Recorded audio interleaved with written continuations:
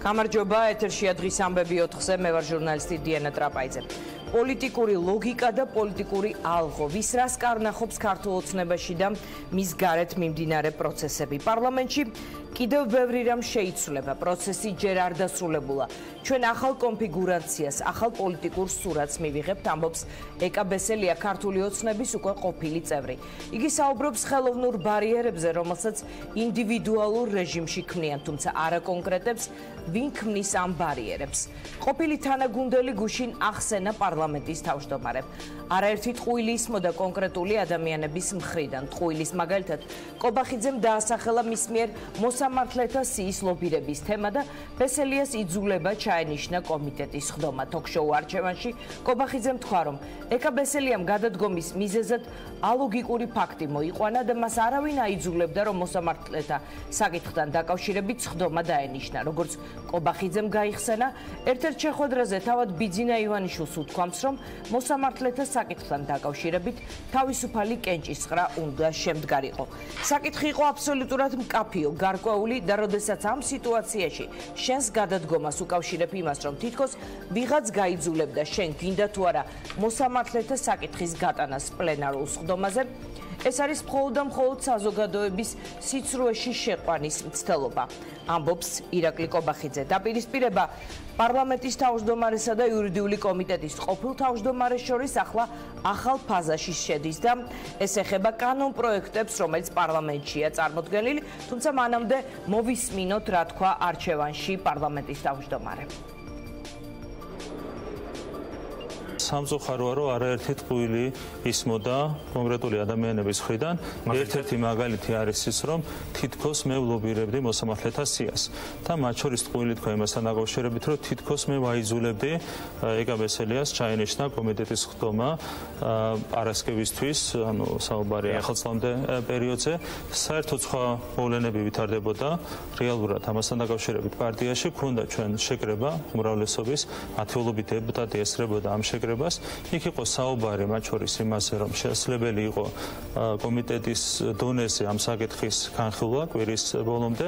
ასევე იქ იყო საუბარი იმაზე, თუ რა სახით უნდა მიიღოთ გადაწყვეტილება დეპუტატებს. იქ სხდომას ესწრებოდა შეკრებას ასევე პარტიის თავმჯდომარე ბატონი ბიძინა ივანიშვილი. საკითხი იყო აბსოლუტურად მკაფიო, აბსოლუტურად გარკვეული და როდესაც ამ სიტუაციაში შენს გადადგომას უკავშირებ იმას, რომ თითქოს ვიღაც გაიძულებდა შენ გინდა თუ არა მოსამართლეების საკითხის გატანას პლენარულ სხდომაზე, ეს არის მხოლოდ და მხოლოდ საზოგადოების შეცდომაში შეყვანის ცდობა.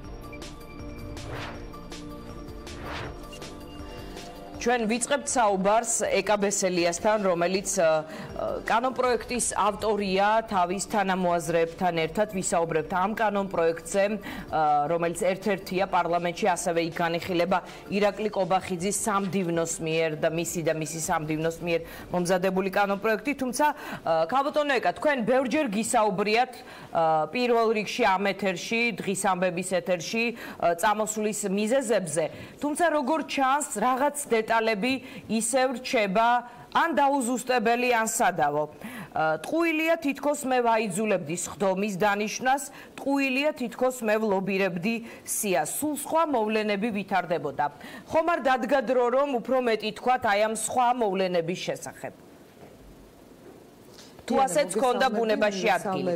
დიახ, მაყურებელს და დავიწყებ ამ კითხვებზე პასუხის გაცემით, სხვათა შორის მეც მქონდა სურვილი, რომ დღეს კიდევ უფრო მეტი დაზუსტება გამეკეთებინა და პირველი რაც მინდა ვთქვა, რომ გუშინ ეს ინტერვიუ, რომ მე ვნახე ხარასრულად ფრაგმენტულად რაც ვნახე, გულწრფელად გითხრათ, ესეთი კითხვა გამიჩნდა, რომელი უფრო საბრალოდ გამოიყურებოდა პარლამენტი კობახიძის ხელში თუ კობახიძე ამ მდგომარეობაში მყოფი. მე მართალი გითხრათ, მაინც პარლამენტი უფრო მეტად მებრალება და რატომ? ძალიან უსუსურად და ძალიან უხერხემლოდ გამოიყურებოდა გუშინ პარლამენტის თავმჯდომარე.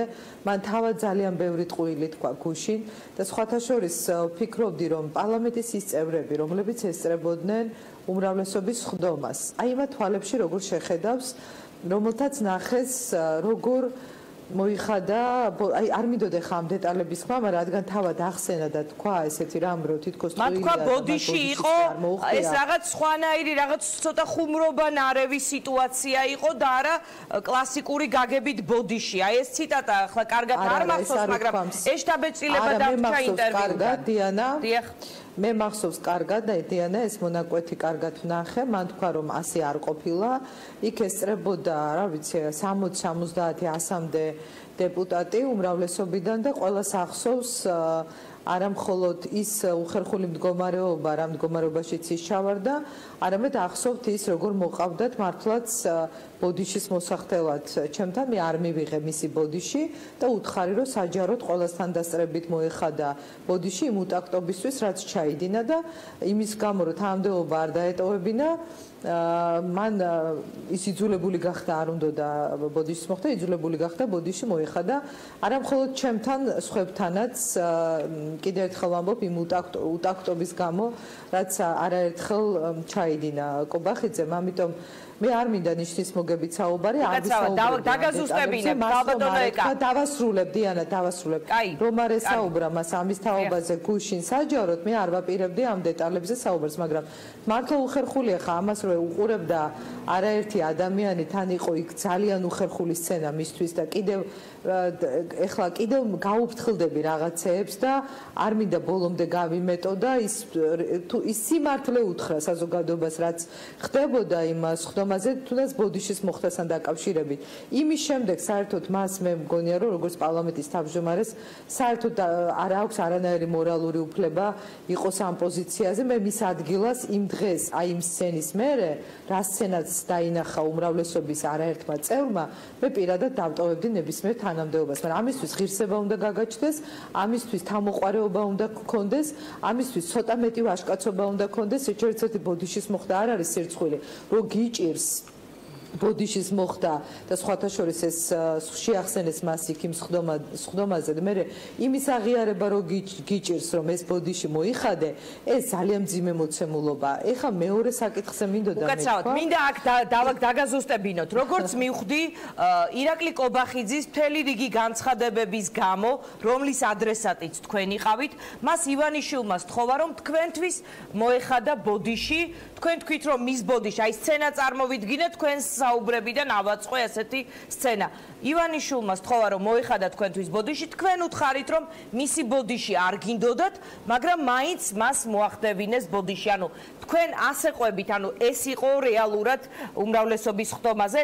მან ბოდიში მოგიხადათ, მაგრამ დღეს თქვენ ხართ ოცნების გარეთ და კობახიძე ისევ პარლამენტის თავმჯდომარეა ივანიშვილის თანაგუნდელი და სხვათა შორის ფოტოები გადის პარალელურად, ერთად ესწრებოდნენ, თქვენც იყავით სხვათა შორის, მაგრამ არა იმ სიახლოვეზე ივანიშვილთან პარლამენტარიზმის 100 წლის იუბილეს. ანუ ასეთი სცენა შედგა უმრავლესობის ხდომაზე, როგორც მივხვდი. თქვენ რა ჩამოთვალეთ ახლა არც ერთი არ მეჩვენება ეს ბრჭყვიალა და მომხიბლულად არც სიახლოვეს ყოფნა და არც რეგალიები და თანამდებობები, ეს რომ დომებოდა ერთის მქონდა მეორეს და მესამეც, ამიტომ ვინც რა ადამიანს ღირსება არის მის არჩევანში.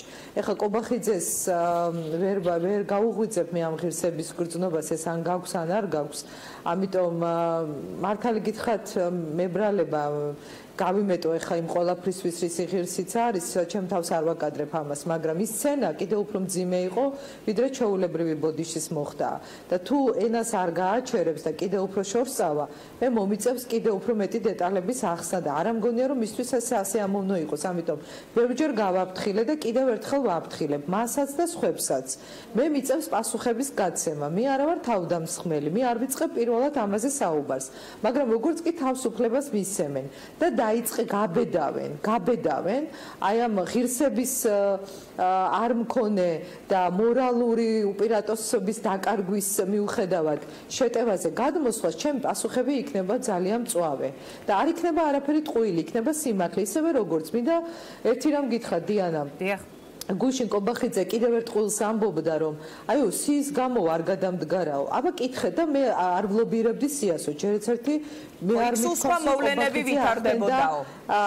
გეტყვი დიანა დავასრულებ ხმა გვიან მოდის და ვერ ვასრულებ წინადადებას. ესეთი რამ თქვა რომ მე როგორ აღარ მახსოვს რაღაცას ვამბობდი. ზეწოლას თითქოს ზეწოლას ვახდენდი ხო კობახიძე ჩემზე ზეწოლას როგორ მოახდენდა. ღმერთო ჩემო ესეთი რამ არც გამივლია თავში კობახიძემ რა როგორ უნდა განახორციელოს ჩემზე ზეწოლა. ან როგორ გაბედავს ამას რომ ზეწოლას კობახიძე კი რა ვერავინ ვერ განახორციელებს ჩემზე. კობახიძე მთხოვდა საბრალო სახით მე ეგ თქვი ჩემი გამოსვლის დრო შეშინებული სახით თხოვდა რომ სხდომა დამენიშნა კი ის ლობირებდა იმ სიას ის თანახმა იყო რომ ეს სხდომა ჩატარებული იყო და ის სია გამომეტანა დაუსვით კითხვა პირდაპირ დაუჭერდა თუ არა იმ წარმოდგენილ უჭერდა თუ არა იმ წარმოდგენილ ატკაციან სიას მხარს ან კითხვა დაუსვით სად გადაწყდა ამ სიის შეჩერება კობახიძესთან გადაწყდა ფრაქციის ხდომაზე გადაწყდა, უმრავლესობის ხდომაზე გადაწყდა, რომელიმე განხილვის შემდეგ იყო მიღებული ეს გადაწყვეტილება, მე ურჩევ მასაც და სხვებსაც. თავი დაანებონ ამ თემებზე სპეკულაციებს და ამ პოლიტიკურ ჭინთვებსაც თავი დაანებოს ან თქვას რა არის ის სხვა მიზეზი რის გამოც გადავდექი ნუ იტანჯება და ნუ მე არავინ არ ეხა ამით ნუ ახსნის რომ მე მიფრთხილდება და ჩემზე ზრუნავენ და რაღაც იციან და ვერ ამბობენ ისე საბრალოდ გაეხლარცნენ და გაეჭედნენ ამ თავის მოფიქრებულ სცენარში რომ ვეღარ გამოაგნეს იქიდან გზა ან თქვან რა არის ის სხვა მიზეზი დაასახელონ პირდაპირ ვეუბნები ამ პირდაპირ ეთერში მოვიდეს რომელიმეს ეყოს გამბედაობა ვინც ამბობს რომ მე ამის გამო არ გადავდექი თქვენ ხართ თანახმა რომ რაღაც დებატების მსგავში მიიღოთ მათთან მონაწილეობა მობრძანდეს თუ არ ეშინია მას ასეთი დებატების მობრძანდეს და პირდაპირ ეთერში განმიხილოთ როგორ მოხდა იმ სიის შეჩერება კობახიძეს ის უნდა სად გადაწყდა სიის შეჩერება თქვენ ამბობთ აი სად გადაწყდა სად მიიღეთ გადაწყვეტილება რომ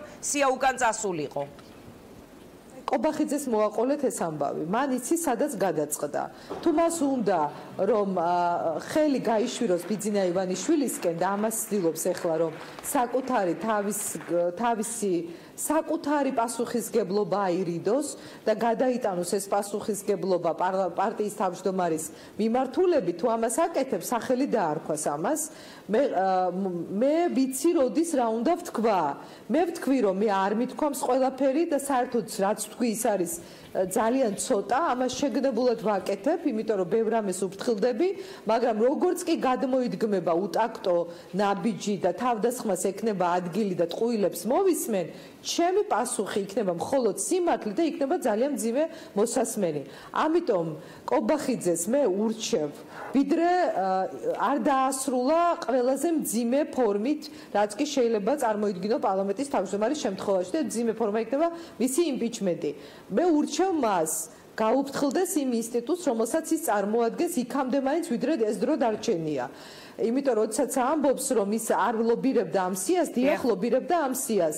მის კაბინეტში ხდებოდა სწორედ იმ ნორმების ჩაწერა კონსტიტუციაში იმ ადამიანების მხრიდან ვისაც მოქონდა მისთვის გამზადებული ტექსტები და დღესაც ის კანონპროექტი რომელიც შემოიტანა ვითომ მისი კაბინეტის სახელი ჯერ კაბინეტი ავტორი ასეთი რამ არ ვიცი რას ნიშნავს ესეც ეს პროექტი დაწერილია იმ ადამიანების მიერ ვინც წარმოადგენს დღეს იუსტიციის საბჭოს უმრავლესობას და ვინც მართავს ამ პროცესს და პირდაპირ კითხეთ მას პირდაპირ კითხა გუშინ წამყვანმა რომ იყოს რომელიმე ეს გვარი დაუჭერდა თუ არა მხარს პასუხს არცემს და არც უარყოფს ეს ხომ პირდაპირ ნიშნავს როდესაც ვერ გეუბნებათ რომ დაუჭერს თუ არა მაგალითად ჩინჩალაძეს მხარს როდესაც ის და მისცემს თუ არა ხმას როცა ის წაიქნება იმ სიაში ვერ ამბობს რომ არა და იყო ის სიაში ეს ადამიანი და კობახიძეს არ უთქვამს რომ არ დაუჭერდა მხარს პირიქით მე მთხოვა კი არ მაიძულა კიდე ერთხელ ვამბობ კობახიძე ვერ მაიძულებს მე ვერაფერს მთხოვდა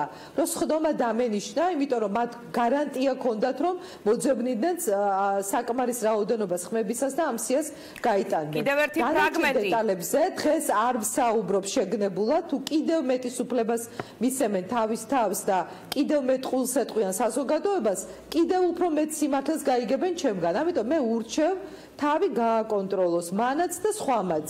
ის საუბრობდა საზოგადოების ერთი კითხვა და დავასრულოთ ეს თემა. ის საუბრობდა საზოგადოების სიცრუეში შეყვანის მცდელობაზე, იქედან გამომდინარე, რომ ბატონმა ბიძინამ თავისუფალ შეხვედრა თქვა, რომ თავისუფალ შეხვედრაზე უნდა შემდგარიყო მოსამართლეებთან დაკავშირებით. ანუ საკითხი იყო ძალიან მკაფიო და გარკვეული.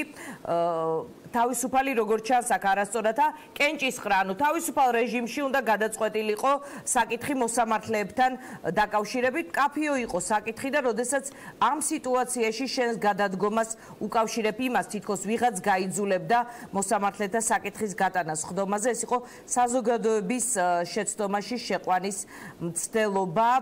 მოკეთ ეს კიდევ ერთი ციტატა, ფრაგმენტი გუშინდელი ინტერვიუდან. კარგით, მოკეთ როგორც მივხვდით თქვენ იმის მიხედვით იტყვით უფრო მეც თუ რას იტყვის პარლამენტის თავმჯდომარე. თქვენი წასვლის მიზეზებთან დაკავშირებით თუ კიდევ სხვა თემებთან დაკავშირებით, იმიტომ რომ დღეს თქვენ ზოგადად საუბრობთ ხელოვნურ ბარიერებზე, რომელსაც გიქმნიან. აი, შეგიძლიათ უფრო მეტი თქვათ, როგორც ხვდები ეს თქვენი ახალი გუნდის შემოკრების მცდელობას უკავშირდება. რაიმე ტიპის ბარიერებს აწყდებით ამ ხრივ?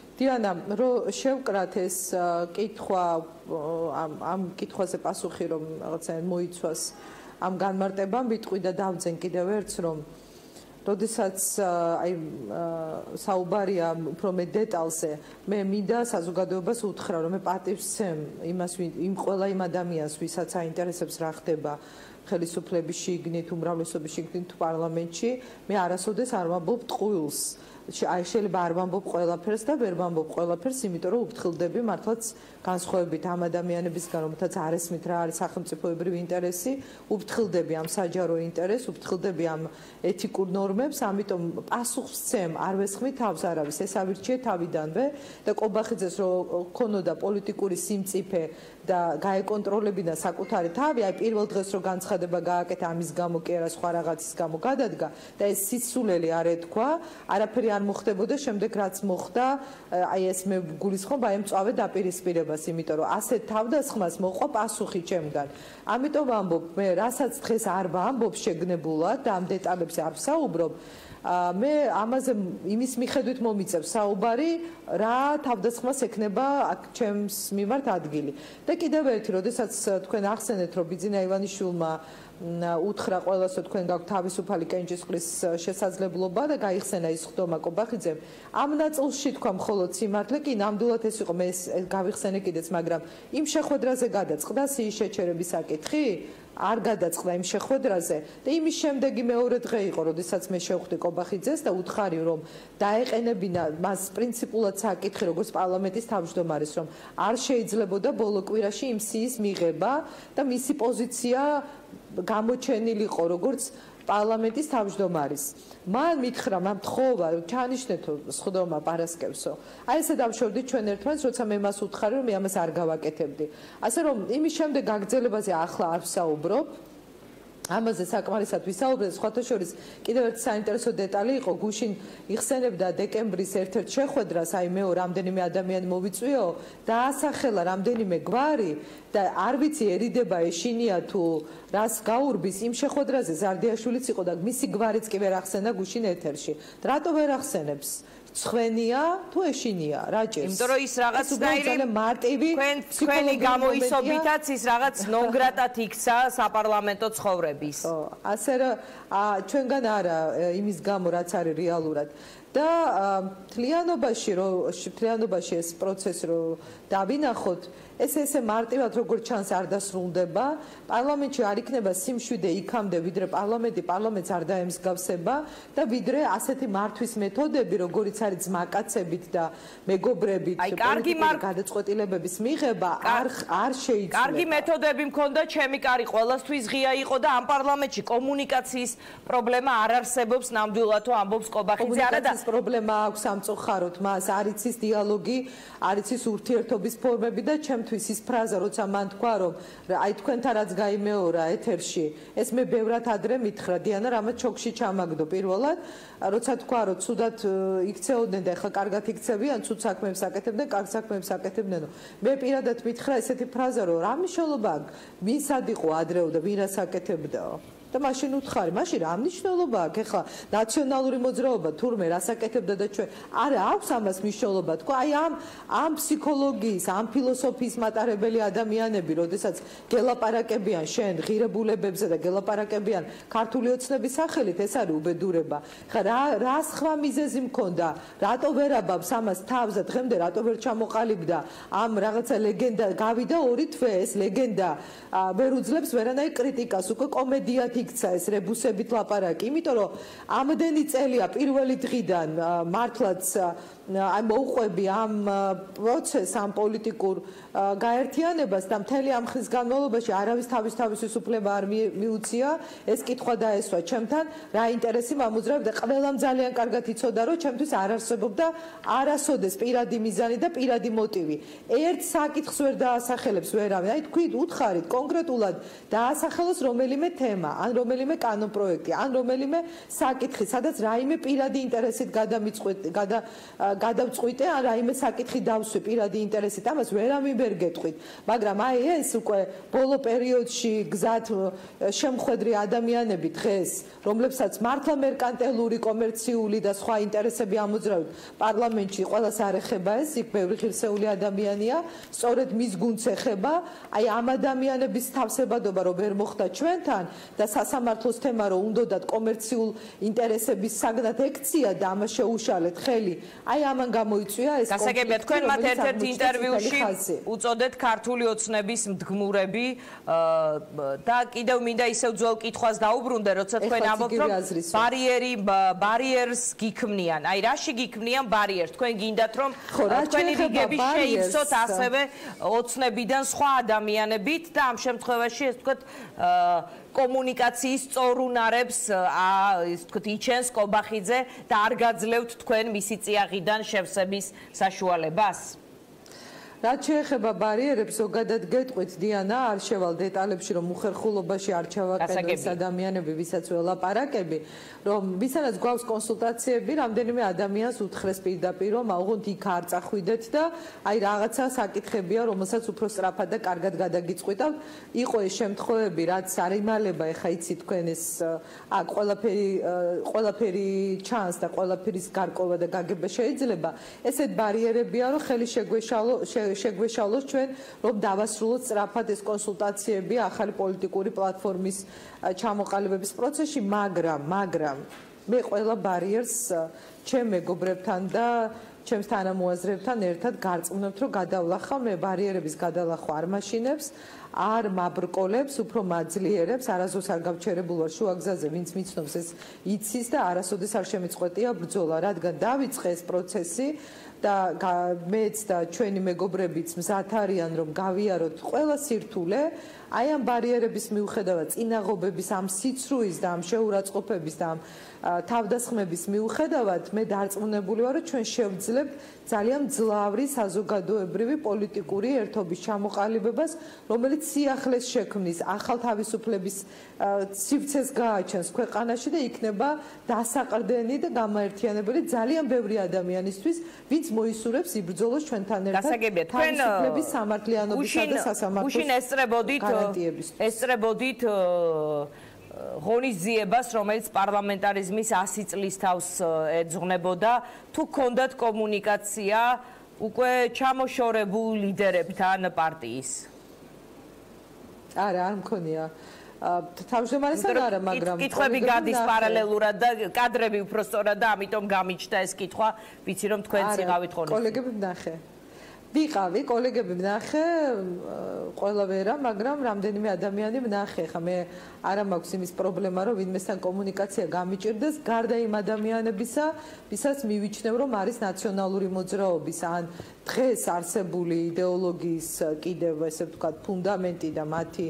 მხარდამჭერი ან იგივე ქართულ ოცნებაში ნაციონალური მოძრაობის სულისკვეთებით და მათი იდეოლოგიით მოწამული ამ ადამიანებთან რომ შეხვედროდით პარტიის ლიდერს და თქვენს ძირძველ თანამებრძოლს როგორი იქნებოდა კომუნიკაციის ფორმა როგორ ფიქრობთ ის ნაწყენია თქვენზე ჩვენ დავემშვიდობეთ არ ვიცი ხა მე ვერ გეტყვით მის ნაცვლად მაგრამ ჩვენ ბოლოს დავემშვიდობეთ ერთმანეთს ძალიან ცივილურად და ძალიან კულტურულად და ეს ფორმა მე მგონი იმ ადამიანებისთვის, ვინც ახლა 7 წელია მოვდივართ ერთად და 7 წელი ეს არ არის მართლაც გოგლი-მოგლის მირთმევა, არამედ ძალიან რთული 7 წელი იყო, ძალიან დიდი სიმძიმეების გადატანა იყო პირველივე დღიდან და ამას ბიძინა ივანიშვილის არაერთხელ ხაზს უსმევდა და მუდმივად ესე ვთქვათ ამბობდა რომ ეს ძალიან დიდი პროცესთა თანამებრძოლობა იყო რაც გამოვიარეთ და ძალიან კულტურულად დავემშვიდობეთ ერთმანეთს. მე ამას უფრთხილდები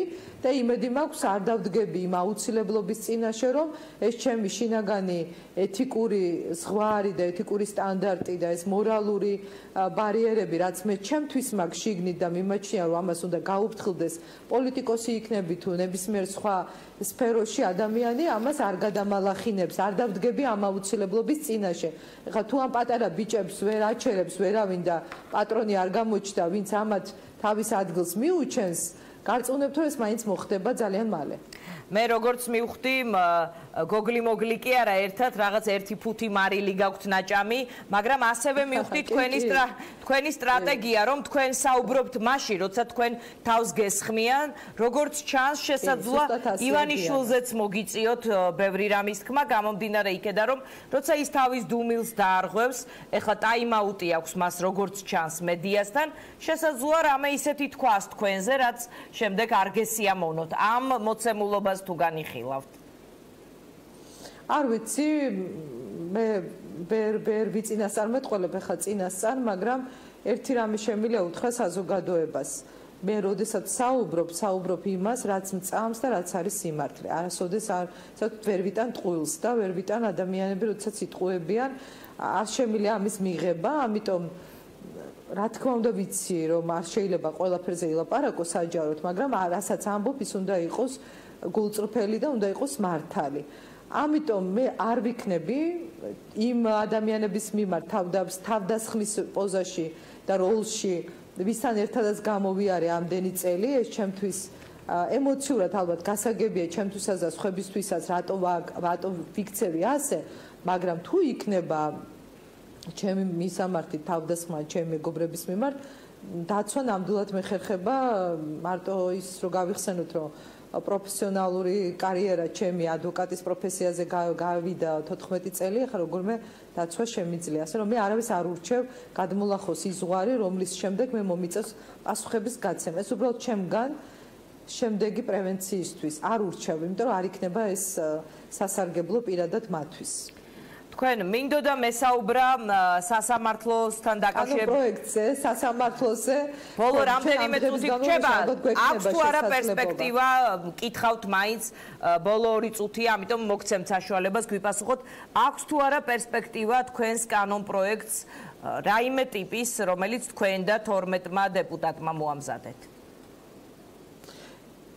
დღეს შევხვდით ევროსაბჭოს ოფისის ხელმძღვანელს, შევხვდით სამოქალაქო კოალიციას, გუშინ ევროკავშირის ელჩს და ქონდა შეხვედრა ადვოკატთა ასოციაციასთან ამ დღეებში ვაგრძელებთ შეხვედრას, მათ შორის გვექნება პარასკევს შეხვედრა ამერიკის ელჩთან და საელჩოს წარმომადგენლებთან და გავაგრძელებთ ასევე შეხვედრებს ჩვენ საერთაშორისო და ადგილობრივ პარტნიორებთან. მიზანი არის ის, რომ ვაჩვენოთ, რომ პროექტი, რომელიც ჩვენ წარმოვადგინეთ, ეს არის ერთობლივი რეკომენდაციებზე, დემოკრატიულ სტანდარტებზე, გამართულ სასამართლო სისტემაზე და უკეთეს ხვალინდელ დღეზე მოწყობილი და ორიენტირებული პროექტი და რომ მას ექნება დარწმუნებული ვარ მხარდაჭერა აბსოლუტურად ყველა იმ ადამიანის მხრიდან, ვისაც აინტერესებს, რომ სასამართლო იყოს კარგი.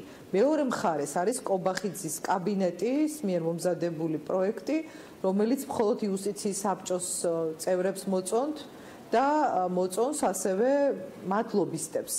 ვინც რეალურად დაინახავს ეს რა არის, სახიფათოა ეს, რასაც აკეთებს ახლა კობახიძე და მისი გუნდი ამ კანონ პროექტით, ეს არის აბსოლუტურად ყველაფრის ხაზის გადასმა. და მე ძალიან დეტალური ანალიზი გავაკეთე და ვაძლევ ამ ანალიზს ყველას მედიას დაინტერესებულ მხარეებს და შევხვდებით მათ შორის ხალხს, საზოგადოებას ამ ინიციატივით. ჩანს რომ ეს არის მართლაც ძალიან ცუდი პროექტი, რაც კობახიძემ წარმოადგენდა, ის რაც ჩვენ მოვამზადეთ, რომელსაც ექნება მე დარწმუნებული ვარ მხარდაჭერა, მაგრამ იქნება თუ არა 76 დეპუტატის ხმა ამას ვნახავთ. ეს არის პროექტი, რომლის მიზანი არის ქვეყანაში იყოს ღირსეული მოსამართლეები, გამართული სისტემა და ქვეყნის მომავალი მართლმსაჯულების გარანტიებით იყოს უკეთესად დაცული. აი ეს არის გასაგებია. დიდი მადლობა. დიდი მადლობა. ეკა ბესელია იყო ჩვენი სტუმარი, საპარლამენტო უმრავლესობის ყოფილი წევრი, ქართული ოცნების ყოფილი წევრი. ჩვენ რეკლამის შემდეგ დავბრუნდებით პირდაპირ ეთერში.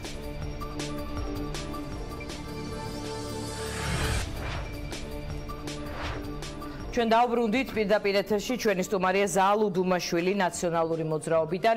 ზაალ, თქვენი პოლიტიკური გუნდის ამოცანებს რამდენად ართულებს ახალი ძალის გაჩენა ოცნების შიგნით, ვინაიდან ეკა ბესელია იყო ჩვენი წინა სტუმარი, ის ამბობს, რომ რაღაც მესამე ძალად გამოიკვეთება 2020 წლისთვის. თქვენი ამოცანებისთვის, თქვენი პოლიტიკური გეგმებისთვის ეს რამდენად იქნება შემაფერხებელი ფაქტორი? მე ვფიქრობ, ძალიან გადაჭარბებული შეფასება იყო იმისა, რაც ახლა ჩვენ მოვისმინეთ ეთერში, მესამე ძალის ნიშანწყალი ამ ძალას ნამდვილად არ ეტყობა. ეს არის რაღაც ხელოვნურად შექმნილი ძალა, ახლა რომელიც ცდილობს რომ უბრალოდ პოლიტიკურ სივრცეში იტივტივოს და ამის შესახებ აკეთდება რაღაც განცხადები. მესამე ძალაზე ზოგადად ძალიან წლების განმავლობაში უკვე ჩვენ ვისმენთ საუბრებს, რომ საჭიროა მესამე ძალა, საჭიროა მესამე ძალა, ხელოვნურად ასეთი ძალა ვერ შეიქმნება ვერაფრით. ის ბუნებრივად უნდა მოხდეს, თუმცა დღესდღეობით მოცემულობა ასეთია, რომ ქვეყანაში არსებობს მთავარი ოპოზიციური ძალა და ყველაზე მრავალრიცხოვანი და ყველაზე ძლიერი და ეს არის ერთიანი ნაციონალური მოძრაობა. ასე რომ ახლა თუ ვიღაც ილუზია აქვს, რომ ქართული ოცნებიდან გამოყოფილი რაღაც ფლანგი შეძლებს იმას, რომ მესამე ძალად წარმოაჩინოს თავისთავი, მე ნაკლებად ვჯერა ამისი და არ მგონია რომ მოსახლეობასაც ჯეროდეს. ახლა ქართულ ოცნებაში რომ შიდა გადანაწილება მიმდინარეობს და შიდა რღვევა მიმდინარეობს. ანუ თქვენ არ გჯერათ ამ პროცესის რეალობის არ გჯერათ? ფიქრობთ რომ ეს წახალისებული პროცესია, იმიტომ რომ საკმაოდ თქოთ კრიტიკულები არიან და თქოთ ეს გადაძახილიც რაც არსებობს, ჯერ ივანიშვილის დონემდე არ მისულა, მაგრამ როგორც მივხვდი, ტაქტიკა აქვს ასეთი, ვინც თავს დაესხმება, იმას უპასუხებს, ვინაიდან რაღაც ყოფილი თანაგუნდელის არა, მე არ ვთვლი რომ ეს ერთგვარი თამაშია ივანიშვილის, მე საერთოდ არ ვთვლი ამას, რომ ივანიშვილი ხელოვნურად ქმნის ახლა რაღაც ძალას, არა, ივანიშვილს მთლიანად გაექცა სადავეები ხელიდან და ჩამოეშალა საკუთარი სახელმწიფო სტრუქტურები მთლიანად, როგორც საკანონმდებლო, ასევე ჩვენ ხედავთ რა ხდება აღმასრულებელ ხელისუფლებაში. ანუ ივანიშვილს რეალურად გაექცა ბერკეტები და ეხლა თუ ვინმე ვარაუდობს, რომ ეს ივანიშვილის თამაშია ძალიან ცდება, ეს ნამდვილად არ არის ივანიშვილის მიერ მოფიქრებული კონფიგურაცია, უბრალოდ ის ვეღარ ფლობს რეალურად სიტუაციას და ახლა მიმდინარეობს შიგნით ბრძოლა, ვინ ვის გადაუგრიხავს ხელს და ვინ უფრო ახლოს აღმოჩნდება შემდგომში ივანიშვილს და ყველა გამოსული, ასე ვთქვათ, ქართული ოცნებიდან თუ დავაკვირდებით ჩვენ, არც ერთი არ წვავს ხიდებს ივანიშვილთან მისასვლელს. ანუ ერთმანეთს ესხმიან თავს, ერთმანეთს აკრიტიკებენ, მაგრამ ივანიშვილს არავინ არ აკრიტიკებს, თუ ანუ თქვენ ფიქრობთ, რომ ამ ფლანგზე ისევ მიდის ბრძოლა ივანიშვილისთვის? რა თქმა უნდა, ესე ივანიშვილის ჭრილის ქვეშ ვინ უფრო ახლოს დაიკავებს ადგილს, იმაზე მიმდინარეობს ბრძოლა რეალურად. თუმცა და არა იმაზე, ახლა რეალურად გახდება თუ არა, ახლა ეს ქართული ოცნებიდან გამოსული გუნდი რაღაც ოპოზიცია ქართული ოცნების. ეს შიდა ომი არის ჩვეულებრივი და ხელების გადაგრეხვის პრინციპით მიმდინარეობს. ახლა ჭიდაობა გააჩნია ივანიშვილის სიმპათიები ვისკენ გადაიხრება, ახლა სწორედ ამისათვის მიმდინარეობს ბრძოლა. თქვენი აზრით ცხადი არ არის, სად არის ივანიშვილის სიმპათიები? ახლა ცხადი არის კი, ახლა ცხადი არის, მაგრამ თუმცა მე არაფერს არ გამოვრიცხავ, როდის შეიცვლის ადამიანი. ზოგადად ივანიშვილისთვის პიროვნული ფასეულობები არ არსებობს. ჩვენ კარგად დავინახეთ, როგორ ასე ვთქვათ, ნახმარიცხვის სახელობით მოისროლა ყველა ის ადამიანი, რომელიც მას რაღაც ეტაპზე უკვე აღარ მოწონდა ან აღარ ასრულებდა იმ ფუნქციას, რომელიც მას აწყობდა. ზოგადად ყველა მიცის ქართულ ოცნებაში, რომ თითოეული მათგანი არის დროებითი. თითოეული მათგანი არის დროებითი და მხოლოდ იმაზეა დამოკიდებული, რა თვალით შეხედავს მას ივანიშვილი ხვალ რო გაიღვიძებს, ასე რომ ყველა ცდილობს ახლა რომ რაც შეიძლება ესე მსუყელ უკმა წამოიღოს ივანიშვილის ჭრილიდან და ამისთვის მიმდინარეობს რეალურად ბრძოლა და არა ის რომ ეხლა ვიღაცას რეალურად გაუჩნდა სული რომ მართლაც ოპოზიციური ძალა გაჩნდეს ვერაფრით ვერ გახდება ქართული ოცნებიდან წამოსული ვერც ერთი გუნდი ოპოზიციური ფრთა იმიტომ რომ კიდევ ერთხელ ვიმეორებ ყველა მაინც ხო მაგრამ მათ ხომ მათ ხომ ექნებათ რესურსი მოიზიდონ ოცნებაზე გულაცრუებულთა ხმები და ეს შეიძლება სულაც არ იყოს ცოტა ხმა. რატომ ვამბობ ამას? თქვენ სულ ამბობთ ასე და ეს ტენდენციაც აჩვენებს არჩევნების რომ მეორე სტაბილურ მეორე ადგილზე ხართ და პირველობისთვის ბრძოლა არის თქვენი ამოცანა. აი აქ კონკურენტი ხომ არ შემოიჭრება, იმიტომ რომ თქვენი მყარი ხმები გაქვთ და სად შეიძლება გაზარდოთ თქვენი ელექტორატი. არა ხა ქართული ოცნების მხარდამჭერები რამდენ ნაწილად დაიყოფიან, ასე ვთქვათ, ეს ოპოზიციას არ მატებს არაფერს. ეხლა ქართული ოცნების შიგნით ეხლა სიტყვაზე 10 ხმა არის და ის 10 ხმა როგორ დაიშლება ერთმანეთში, ეს მათი საქმე არის, საერთოდ არ აქვს ამასთან ჩვენ არანაირი შეხება.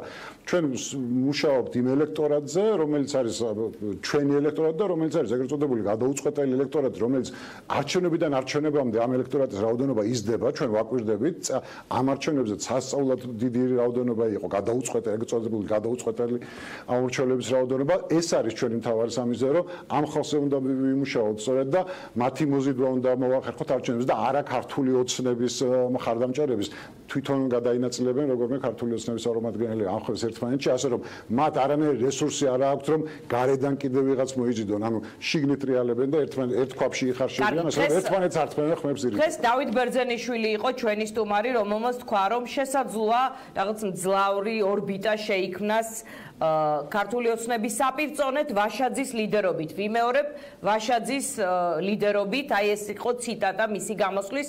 ეს ნიშნავს თუ არა რომ აი ეს ორბიტა დისტანცირდება სააკაშვილისგან და ვაშაძის ლიდერობით ხაზგასმა სწორედ ამისთვისაც იყო.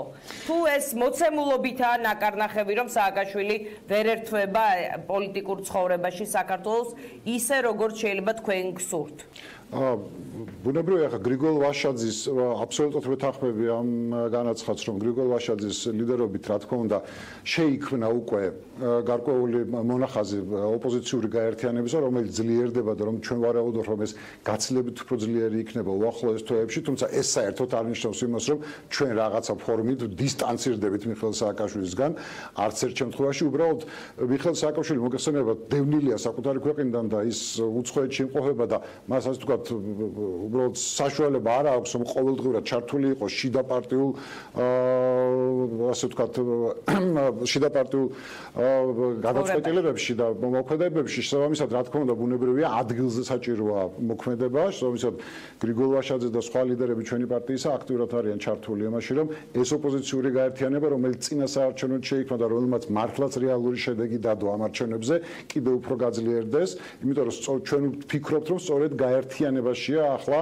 ჩვენი გამარჯვების ფორმულა ყველა ოპოზიციური ძალა უნდა გაერთიანდეს ისევე როგორც გაერთიანდა საარჩევნო სისტემის ცვლილებაზე რა თქმა უნდა გაერთიანებული ოპოზიცია ცალკე არის მაგრამ ის რაც მოხდა საარჩევნო სისტემის ცვლილებაზე პრაქტიკულად ყველა ოპოზიციური ძალის გაერთიანება ეს ძალიან მნიშვნელოვანი სიმპტომი იყო იმიტომ რომ ჩვენ დიახ მივიღეთ ფორმულა ყველა -1 ყველა -ივანიშვილი სწორედ ამ გზით უნდა ვიაროთ ჩვენ და ეს არის ჩვენი გამარჯვების ფორმულა ყველამ ერთად გაერთიანებული ძალებით უნდა დავამარცხოთ ბიძინა ივანიშვილი ანუ ეს ფორმულა იქნება მოქმედებაში და ეს პარტიები მაგალითად თაკო ჩარკვიანის ახალი პარტია გაჩნდა კითხვა რა თუნდა ახალი პარტია როცა ისედაც ამდენი პარტია ეს იმისთვისაც არის რომ რაც შეიძლება მძლავრი გაერთიანების შთაბეჭდილება შეიქმნას არა მხოლოდ შთაბეჭდილება რეალურად რომ გაერთიანება მძლავრი იყოს ოპოზიციური პარტია რომელიც თუნდაც ახლა შექმნილი რომელიცაც აქვს რესურსი რომ გარკვეული ელექტორატი მოიზიდოს თავისთვის რომელიც არის გაერთიანებული ოპოზიციის წარმომადგენელი, რა თქმა უნდა, ჩვენთვის პლუსი არის, რაც მეტი მხარდამჭერი გვეყოლება ჩვენ მიუხედავად იმისა, რომელი პარტიას მიეკუთვნება ის, ჩვენი მიზანი ხომ საერთოა, მიზანი არის ივანიშვილის რეჟიმის დემონტაჟი და ამაში რაც მეტი პარტია გაერთიანდება და რაც მეტი ადამიანი იქნება ჩართული, რა თქმა უნდა, ჩვენთვის უკეთესია და ეს არის სწორედ ჩვენი გამარჯვების მართალია ცოტა ადრეა, მაგრამ ადრეულად იწყება, ასე ვთქვათ, მზადება ისეთი ტიპის არჩევნებისთვის, როგორიც 2020-ია, ხომ არ იგეგმება მაგალითად თქვენი და ევროპული საქართველოს ერთიანი წარდგენა ამ არჩევნებზე თუ ეს არის გამორიცხული და მეორე ტურის წინ მხარდაჭერა უბრალოდ იმ პოლიტიკური მოცემულობის ნაწილი იყო. არა, ჯერჯერობით ასეთი საუბრები არც მიმდინარეობს და არც განიხილება ეს თემა. ჩვენ თანამშრომლობთ გარკვეულ საკითხებში, ბუნებრივია, იმიტომ რომ ჩვენ ვართ ოპოზიციური პარტიის წარმომადგენლები. ჩვენ ნახეთ, როგორ მხარდაჭერა გამოგვიცხადა დავით ბაქრაძემ არჩევნების მეორე ტურში.